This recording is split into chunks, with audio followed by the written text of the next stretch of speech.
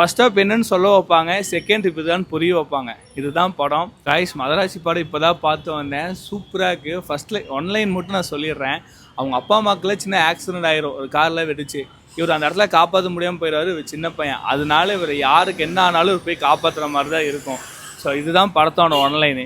NIA அப்படின்னு சொல்லி ஒரு டீம் வந்து ஒருத்தவங்களை இது பண்ணுறதுக்காக போவாங்க, கேஸ் கம்பெனிக்குள்ளே போவாங்க.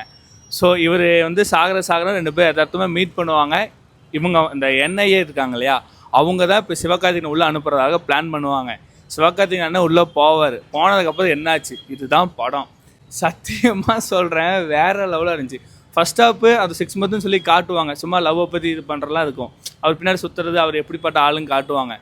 செகண்ட் ஹாஃப் பெட் கட்டுறேன், தரமாக இருக்கும். செகண்ட் ஹாஃப் நீங்கள் அழுந்துடுவீங்க. கிளைமேக்ஸ் ஒரு சீன்லாம் ஒரு 2 பேர்த்துக்கு சண்டை சூப்பராக இருக்கும். ஆனால் வில்லனா சிவகார்த்திகேயனா இப்படி தான் இருக்கும். நிஜமாக சொல்கிறேன், இவருக்கு ஃபேன் பேஜ் இருக்குது, இவருக்கு ஃபேன் பேஜ் இருக்குது. வேறு லெவல். தேட்டர் வைப்பே வேறு லெவல் இருந்துச்சு. மறக்காமல் தேட்டரில் போய் பாருங்கள், சூப்பராக இருந்துச்சு. என்னோடய ஆனஸ்ட் ரிவ்யூ சொல்கிறேன், படம் நல்லா இருக்குது. ஃபர்ஸ்ட் ஹாப் என்னன்னு சொல்ல வைப்பாங்க, செகண்ட் இப்போ தான் புரிய வைப்பாங்க. இதுதான் படம். லவ் பண்ணிங்கன்னா தயவு செஞ்சு பாருங்கள். லவ்வோட வேல்யூ என்னன்னு தெரியும். சூப்பரான படம்.